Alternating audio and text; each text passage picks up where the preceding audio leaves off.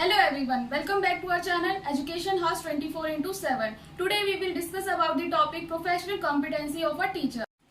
Without good teachers, even the best of the system is bound to fail. बिना अच्छे teachers के जो अच्छा सिस्टम होता है स्कूल का वो भी फेल हो जाता है. But with good teachers even the worst of the system can be largely overcome. और वहीं पे अगर उसी बेकार सिस्टम है किसी स्कूल का और टीचर्स वहां पर अच्छे हैं तो वो उस स्कूल को उस प्रॉब्लम से ओवरकम करने में हेल्प करते हैं. Teaching learning process depends considerably upon the teacher. कोई भी एक टीचिंग प्रोसेस जो है टीचिंग लर्निंग प्रोसेस वो किसी भी टीचर्स के ऊपर डिपेंड करता है. एक लैंग्वेज टीचर जो है उसको एक बाकी सारे टीचर जैसे सोशल साइंस मैथमेटिक्स साइंस उन सभी टीचर्स के अकॉर्डिंग में अलग माना जाता है, डिफरेंट माना जाता है. क्यों? क्योंकि इंग्लिश को हम ऐसा फॉरेन लैंग्वेज समझते हैं और इंग्लिश को पढ़ाने के लिए या किसी भी लैंग्वेज को पढ़ाने के लिए एक टीचर्स के अंदर एक कॉम्पिटेंसी या फिर एक क्वालिटीज जो है वो डिफरेंट टाइप की होनी चाहिए as compare to different subject like math science SSTs. Now we will discuss about qualities of an English teacher. एक इंग्लिश टीचर्स के अंदर क्या क्या क्वालिटीज होनी चाहिए. इसे हम दो कैटेगरीज में रखते हैं. पहला है जनरल क्वालिटीज और दूसरा है स्पेसिफिक क्वालिटीज. जनरल क्वालिटीज इसे हम फोर पॉइंट्स में डिवाइड करते हैं. First one is qualification and experience. क्या क्वालिफिकेशन और एक्सपीरियंस होना चाहिए इंग्लिश टीचर को. क्वालिटीज कंसर्निंग प्रोफेशनल रिक्वायरमेंट और प्रोफेशनल रिक्वायरमेंट से रिलेटेड जो क्वालिटीज होनी चाहिए. Qualities pertaining to personality. एक इंग्लिश टीचर के अंदर क्या क्या पर्सनैलिटी से रिलेटेड क्वालिटीज होनी चाहिए. Fourth is relationship with others. और उस टीचर का दूसरे लोगों के साथ या फिर स्कूल के साथ और कलीग के साथ कैसा रिलेशनशिप होना चाहिए. Now we will discuss about the general qualities of an English teacher. First one is qualification and experience. एक इंग्लिश टीचर की क्वालिफिकेशन जो है मिनिमम क्वालिफिकेशन एजुकेशनल अथॉरिटी के द्वारा जो सेलेक्ट की गई है उतनी होनी चाहिए और एक्सपीरियंस भी इतना होना चाहिए कि जिसे रिकॉग्नाइज किया जा सके. और एक इंग्लिश टीचर को क्वालिफिकेशन और जो एक्सपीरियंस है वो इस तरीके का होना चाहिए कि जिससे कि बच्चों की जो फाउंडेशन यानी कि नींव है वो एज पॉसिबल एज स्ट्रांग हो सके. मतलब जितना ट्राई कर सके बच्चों की नींव जो है वो उतना स्ट्रांग हो सके. Second quality is quality concerning professional requirement. Professionally requirement के लिए क्या क्या क्वालिटीज होनी चाहिए इसे कुछ पॉइंट्स हैं. First one is interest in learner. एक इंग्लिश टीचर का जो इंटरेस्ट है न सिर्फ अपने सब्जेक्ट में बल्कि अपने लर्नर में भी होना चाहिए जिससे कि अगर कल को उसको कोई प्रॉब्लम आ रही है तो वो उसे सॉल्व कर सके. वो अपने बच्चों का स्टूडेंट्स का वेल विशर होना चाहिए और हमेशा अपने स्टूडेंट्स की हेल्प करने के लिए रेडी रहना चाहिए. Second point is knowledge of psychology. और एक इंग्लिश टीचर को अपने मतलब साइकोलॉजी की नॉलेज होनी चाहिए जिससे कि उसको काफी सारी हेल्प मिलेगी. वो बच्चे इंटरेस्ट ले रहे हैं पढ़ने में नहीं ले रहे हैं वो उसे समझ में आएगा और फिर बच्चों के लिए क्या कौन सी टीचिंग मेथड कौन सी स्ट्रेटेजीज अच्छी होंगी वो उसे पता कर पाएगा. और साथ ही साथ बच्चों के क्या क्वालिटीज हैं क्या कैपेबिलिटीज है किसी काम को करने के लेके और क्या इंटरेस्ट है और किस तरीके से हम बच्चों को मोटिवेट कर सकते हैं. अगर बच्चे टीचर को साइकोलॉजी की नॉलेज होगी तो वो ये सब चीजें फाइंड आउट करने में उसको इजी होगा. Third point is research minded. एक इंग्लिश टीचर को रिसर्च माइंडेड होना चाहिए, रिजिड नहीं होना चाहिए. रिसर्च माइंडेड मतलब कि उसको नई नई टेक्नोलॉजी जो भी नई नई इनोवेशन हो रहे हैं या फिर एजुकेशन फील्ड के अंदर जो नई नई चेंजेस आ रहे हैं उस सब के बारे में पता होना चाहिए और उन सभी टेक्निक्स का यूज करना आना चाहिए. ओवरऑल हम कह सकते हैं कि एक टीचर को अप टू डेट होना चाहिए. फिर है डी पार्ट है कि मास्टरी ऑफ सब्जेक्ट मैटर. एक इंग्लिश टीचर को अपने जो सब्जेक्ट मैटर है उसके ऊपर पूरी मास्टरी होनी चाहिए ताकि अगर बच्चा कोई क्वेश्चन पूछ रहा है तो वो उसके क्वेश्चंस को सॉल्व कर सके और उनकी हेल्प कर सके और उस बच्चे के अंदर इंप्रूवमेंट ला सके. और ये ऐसा तभी होगा जब किसी भी टीचर की मास्टरी होगी उसके अपने सब्जेक्ट मैटर में. फिर है ई पंक्चुअल. एक बच्चा जो है अपने टीचर को देख के ही सीखता है. अब मोस्टली जो छोटे बच्चे होते हैं वो अपने टीचर्स को देख के ही उनके तरह कॉपी करते हैं उनको अपना रोल मॉडल मानते हैं. तो अगर टीचर जल्दी आएगा पंक्चुअल होगा ऑनेस्ट होगा तो बच्चे भी उन्हें कॉपी करेंगे. तो बेसिकली हम ये कह सकते हैं कि जो बच्चा है वो अपने टीचर को फॉलो करता है. इसीलिए एक टीचर को पंक्चुअल होना चाहिए ताकि बच्चे भी उससे सीखे. फिर उसके बाद है fourth F part interest in को करिकुलर एक्टिविटीज. इंग्लिश टीचर को जो इंटरेस्ट है न सिर्फ अपने सब्जेक्ट मैटर में होना चाहिए या लर्नर के अंदर होना चाहिए, बस साथ ही साथ को करिकुलर एक्टिविटीज में होना चाहिए बच्चों को, ताकि मोटिवेट कर सके कि उसे अलग अलग एक्टिविटीज में कैसे जाना है। अगर कोई बच्चा नहीं जाना चाह रहा है तो वो उसे मोटिवेट कर सके और उनको को करिकुलर एक्टिविटीज करवा सके, और इवन अपनी क्लास के अंदर भी वो एक्टिविटीज के माध्यम से पढ़ा सकता है बच्चों को। उसके बाद है next one is cooperative attitude. Teacher का जो एटीट्यूड है वो कोऑपरेटिव होना चाहिए अपने कलीग्स के साथ, अपने स्टूडेंट के साथ, और जो भी हेड ऑफ द इंस्टीट्यूशन है उन सबके साथ, और साथ ही साथ जो पेरेंट्स होंगे बच्चों के उनके साथ भी, जिससे कि जो टीचिंग लर्निंग प्रोसेस है वो काफी अच्छी हो जाएगी। लास्ट पार्ट है ready for self analysis. Self analysis के लिए तैयार होना चाहिए टीचर को। फॉर एग्जाम्पल, अगर वो कुछ पढ़ा रहा है बच्चों को नहीं समझ में आ रहा है तो ऐसा नहीं है कि वो अपने अंदर इम्प्रूवमेंट नहीं लेकर आएगा, उसे अपने अंदर इम्प्रूवमेंट लेकर आना चाहिए और अपने जो भी कमियां हैं उनको सुधारना चाहिए। Third point of general qualities pertaining to personality. किसी भी टीचर की पर्सनालिटी से रिलेटेड जो क्वालिटीज होती है वो कौन सी होती है? First one is personal appearance. एक टीचर का पर्सनल अपीयरेंस एक टीचर के जैसा होना चाहिए। हम उसमें किसी भी टीचर के फिजिक्स या स्टेटस की बात नहीं कर रहे हैं, उसका जो मॉरल कैरेक्टर है वो इम्प्रेसिव होना चाहिए, बच्चों को अट्रैक्ट करना चाहिए, और साथ ही साथ जो टीचर है वो इस मोटो में बिलीव करे कि सादा जीवन उच्च विचार। B point is voice and pronunciation.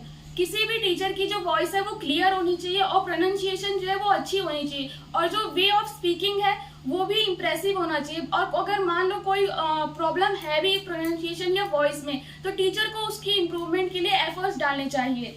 फिर है उसके बाद क्वालिटीज ऑफ लीडरशिप। टीचर के अंदर एक लीडरशिप की क्वालिटी होनी चाहिए, क्योंकि वो बच्चों को हर समय पे लीड करेगा, उन्हें सही रास्ता दिखाएगा, तो वो क्वालिटीज होनी चाहिए। अब हमें कोई भी टीचिंग करनी है या फिर कोई डिस्कशन करना है किसी टॉपिक के ऊपर, या फिर कोई करिकुलर एक्टिविटीज करानी है टीचर को अरेंज, तो उसके लिए भी टीचर के पास लीडरशिप की क्वालिटी होनी चाहिए। फिर डी है ए स्माइलिंग फेस। हर टीचर के पास एक स्माइलिंग फेस होना चाहिए, जिसका जो अफेक्ट है वो बच्चों की पर्सनालिटी पे पड़ता है। अगर जो टीचर है वो स्माइलिंग फेस वाला होगा, ऑप्टिमिस्टिक होगा, तो उससे बच्चे जो है अफेक्ट होंगे और उसके ऊपर ज्यादा फेथ होगा बच्चों का, और वो उनकी बात भी अच्छे से सुनेंगे, जिससे जो टीचिंग लर्निंग प्रोसेस है वो अच्छी होगी और जो आउटकम टीचर चाहता है बच्चों से वो भी इजिली आ पाएगा। Fourth point is relationship with others. Relationship with the colleagues. एक इंग्लिश टीचर का अपने कलीग्स के साथ कैसा रिलेशनशिप होना चाहिए, तो वो एक इंग्लिश टीचर को अपने कलीग्स या अपने जो स्टाफ मेंबर्स हैं उनको अपना एज अ फैमिली की तरह मानना चाहिए।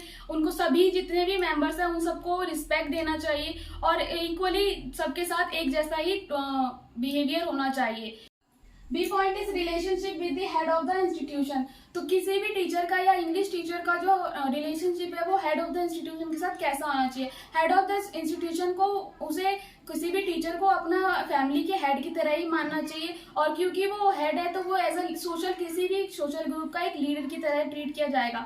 और ये एक्सपेक्ट किया जाता है कि हेड ऑफ द इंस्टीट्यूशन को हर एक जितने भी टीचर्स हैं वो सभी एक तरीके से एक समान का उनको रिस्पेक्ट देंगे, जिससे कि आसानी होगी उनको किसी भी प्रोसेस को करने में, या फिर कोई भी, क्योंकि सारे टीचर्स जो है वो किसी भी हेड के अंदर ही आते हैं, जो भी रूल रेगुलेशन होते हैं वो हेड ही उन्हें बताता है। तो इसीलिए स्कूल के अच्छे कंस्ट्रक्शन के लिए या उसमें कोई भी इम्प्रूवमेंट लाना है, कोई प्लान चेंजेस करने हैं, तो उसमें टीचर को एज अ अच्छा रोल रखना चाहिए, रिलेशनशिप रखना चाहिए प्रिंसिपल के साथ या फिर हेड ऑफ द इंस्टीट्यूशन के साथ। सी है relationship with parents of the children. तो किसी भी बच्चे के पेरेंट्स के साथ जो रिलेशनशिप है टीचर का वो काफी अच्छा होना चाहिए, और ऐसा होना चाहिए कि जो मतलब किसी भी अगर हमें प्रॉब्लम हो रही है बच्चे की, कोई बच्चा समझ नहीं पा रहा है, कोई उसको किसी चीज में प्रॉब्लम हो रही है, इंटरेस्ट नहीं आ पा रहा है, तो हम उसके पेरेंट्स से कंसल्ट करेंगे, उसके इमोशनल, फिजिकल और सोशल ग्रुप को या इकोनॉमिक बैकग्राउंड को जानने की कोशिश करेंगे उनके पेरेंट्स के थ्रू, जिससे कि हमें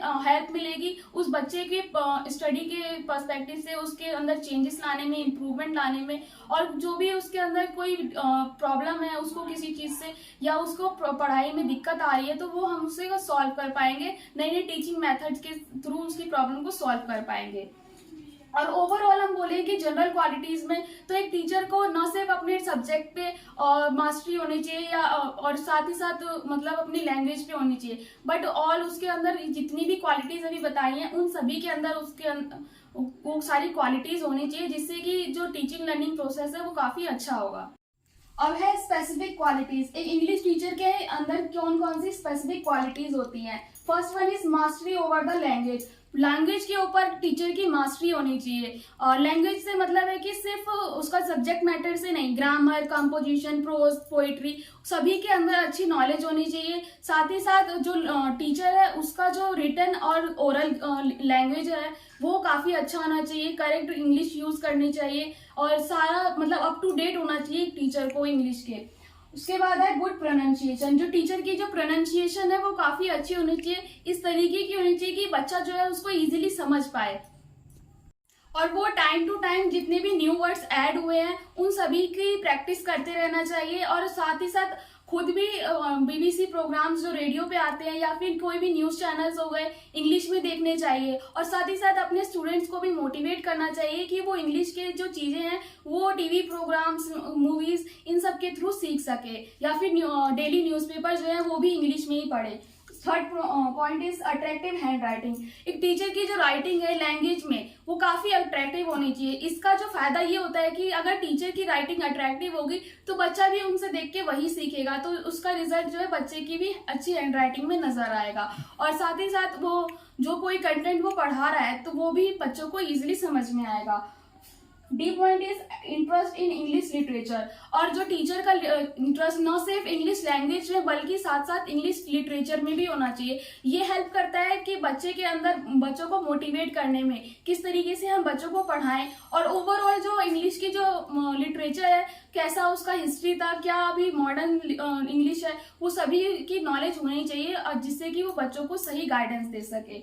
ई point is knowledge of different method. और इंग्लिश लैंग्वेज टीचर को सिर्फ एक ही मेथड से नहीं पढ़ाना चाहिए, बच्चों को नए नए मेथड्स के अंदर रख के और फिर बच्चों से कहें कि वो खुद ही उस तरीके से पढ़े, या फिर बच्चों की नीड और रिक्वायरमेंट के हिसाब से अलग अलग मेथड से पढ़ाना चाहिए। अगर वो एक ही मेथड से पढ़ाएंगे तो बच्चे बोर हो जाएंगे और उन्हें कोई भी टॉपिक समझ में नहीं आएगा। इसीलिए बच्चों की नीड और रिक्वायरमेंट के हिसाब से टीचर को अलग अलग डिफरेंट टेक्निक्स और मेथड का यूज करना चाहिए। F point is creative teacher. एक टीचर को क्रिएटिव होना चाहिए। क्रिएटिव इन द सेंस कि अगर वो कोई 5 साल से बच्चों को पढ़ा रहा है, कोई ऐसे पढ़ा रहा है, तो वो सेम पैटर्न फॉलो ना करे। हर साल वो बच्चे को कुछ अलग तरीके से ऐसे पढ़ाए, कुछ नए टर्म्स और टेक्निक्स, कुछ क्रिएटिविटी उसमें इन्वॉल्व करता रहे, जिससे कि बच्चे जो है वो हर साल नई नई चीजें सीखेंगे और साथ ही साथ जो बच्चे हैं वो क्रिएटिव भी बन पाएंगे। और last point is follows learner centred approach. जो इंग्लिश लैंग्वेज टीचर है उसको जो भी टीचिंग कर रहा है वो लर्नर सेंटर अप्रोच के साथ करनी चाहिए। इसके अंदर बच्चों को वो एक्टिविटी कोई भी करवाएगा, बच्चों को वो एक्टिविटी के अंदर शामिल करेगा, बच्चे खुद से उस लैंग्वेज का यूज करके उस एक्टिविटी को करेंगे, जिससे कि बच्चों की जो लर्निंग है वो अच्छी होगी और बच्चों को जो लैंग्वेज के अंदर कमांड है वो भी अच्छा हो पाएगा। ओवरऑल जो एक क्वालिटी होनी चाहिए टीचर की, वो बच्चों को अच्छी नॉलेज और अंडरस्टैंडिंग स्किल्स प्रोवाइड करवाने वाली होनी चाहिए। जो लैंग्वेज की 4 स्किल होती है, रीडिंग, राइटिंग, लिसनिंग और स्पीकिंग, इन सभी के अंदर उसको पूरी नॉलेज होनी चाहिए, जिससे कि वो बच्चों को भी मोटिवेट कर पाए और उनको अच्छी गाइडेंस और काउंसलिंग दे पाए। और साथ ही साथ टीचर को हार्डवेयर, सॉफ्टवेयर, जितनी भी नई नई टेक्नोलॉजीज आ रही हैं उन सभी का भी अच्छे से ज्ञान होना चाहिए, जिससे कि अभी मॉडर्न टेक्नोलॉजी में या फिर किसी भी पीपीटी के थ्रू कैसे पढ़ाते हैं और नई नई ऑडियो विजुअल एड है इनका यूज कैसे करते हैं, उन सभी की नॉलेज एक टीचर को होनी चाहिए, जिससे कि बच्चे की जो टीचिंग लर्निंग प्रोसेस है वो अच्छे से हो पाए। If you have any query related to this topic, you can mention under the comment section. Thank you for watching.